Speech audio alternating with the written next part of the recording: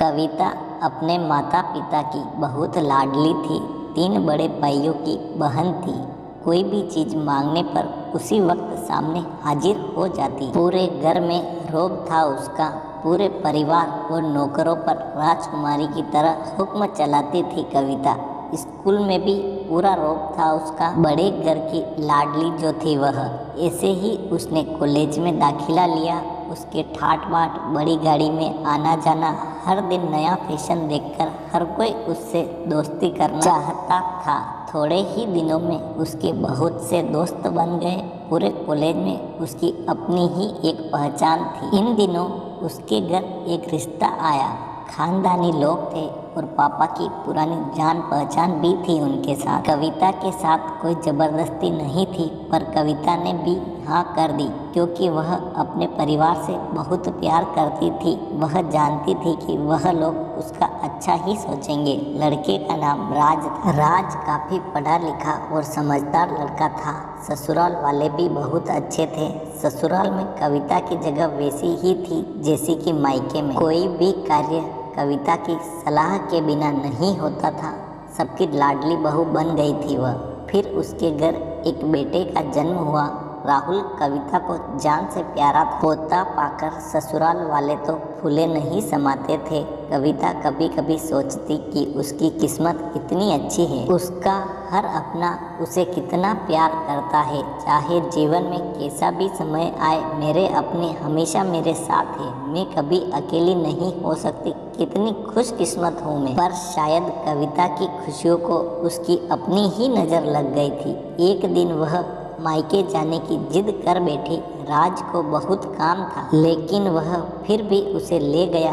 रास्ते में उनकी गाड़ी अन्य गाड़ी से टकरा गई। कविता, राज और राहुल बहुत बुरी तरह से जख्मी हो गए। काफ़ी दिनों के इलाज के बाद राहुल तो ठीक हो गए, लेकिन कविता पूरी तरह ठीक न हो सकी। सर पर चोट लगने के कारण वह अपनी आंखों की रोशनी खो बैठी। अब कविता की किस्मत जैसे उल्टे पांव चलने लगी। मायके वाले कुछ दिनों तक उसे मिलने आते रहे, फिर कभी कभार फ़ोन करके ही पूछ लेते कि अब कैसी हो। धीरे धीरे ये सिलसिला भी कम हो गया। ससुराल वालों की सहानुभूति भी कम होने लगी। घर में किसी को पास बैठने के लिए कहती तो जवाब मिलता, बहुत काम है, अब तुम भी हाथ नहीं बटा सकती। राज भी चिड़चिड़ा हो गया था। बस राहुल ही था उसके साथ, जिसके साथ हंसते खेलते उसका वक्त गुजरता।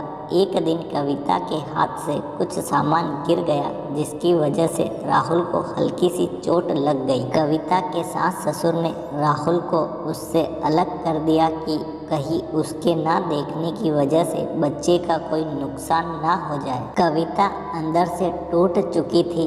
एक दिन उसने सबके सामने मायके जाने की इच्छा रखी तो राज उसे तुरंत मायके छोड़ाया, जैसे कि वह भी यही चाहता था। लेकिन राहुल को उसके साथ नहीं भेजा गया। कविता कभी राहुल से दूर नहीं रही थी, पर अपनी कमी के कारण उसने ज़्यादा बहस नहीं की। कविता को लगा कि वह 3-4 दिन वहाँ रहेगी तो थोड़ा हवा पानी बदल जाएगा, क्योंकि वह कितने दिनों से कहीं भी बाहर नहीं गई थी। घर वाले भी इतने दिनों बाद उसे देखकर कितने खुश होंगे। कविता के घर पहुंचने पर सब लोग बहुत खुश हुए। खाने में सब कुछ कविता की पसंद का ही बना था। उसने अपने मम्मी पापा और भाई भाभीयों से दिल खोलकर बातें की। उनके छोटे छोटे बच्चे भी बुआ के साथ घुल मिल गए थे। रात को सोने के वक्त जब वह कपड़े बदलने लगी तो उसे पता चला कि उसका बैग तो बहुत भरा हुआ था। वह सब समझ गई। वह बहुत उदास हो गई। कुछ दिनों तक तो सब ठीक रहा, फिर जैसे सब बदलने लगा, सबका व्यवहार बदल रहा था। वह लोग जैसे थक चुके थे उससे।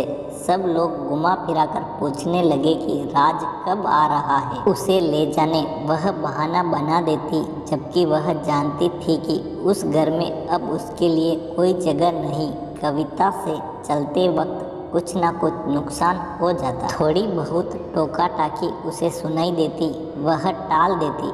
एक दिन उसके हाथ से लगकर एक कीमती फूलदान टूट गया। छोटी भाभी ने बहुत हंगामा मचाया। कविता के माता पिता रोज रोज के झमेलों से तंग आ गए थे। उन्होंने राज को खुद से फोन कर दिया। राज कविता को अपने घर ले गया।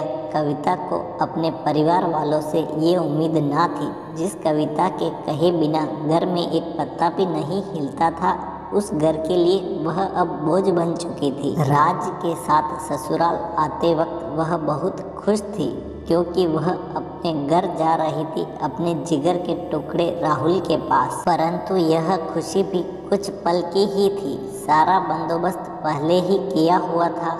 कविता को सीधे ऊपर वाले कमरे में पहुंचा दिया गया। राहुल से दूर रहने की सख्त चेतावनी दी गई। एक काम वाली को उसकी जिम्मेदारी सौंपी गई, जो उसके खाने पहनने जैसी ज़रूरतों का ध्यान रखती। कविता ज़्यादातर चुप ही रहती, कभी कभी काम वाली से थोड़ा बतिया लेती। उसके जरिए राहुल का पता चल जाता। सबकी लाडली बेटी और बहू सबके लिए लाडली से बोझ बन चुकी थी। दोस्तों, कहानी कैसी लगी कमेंट में अपनी राय ज़रूर बताएं। वीडियो को लाइक कर दीजिए और चैनल को सब्सक्राइब कर लीजिए। धन्यवाद।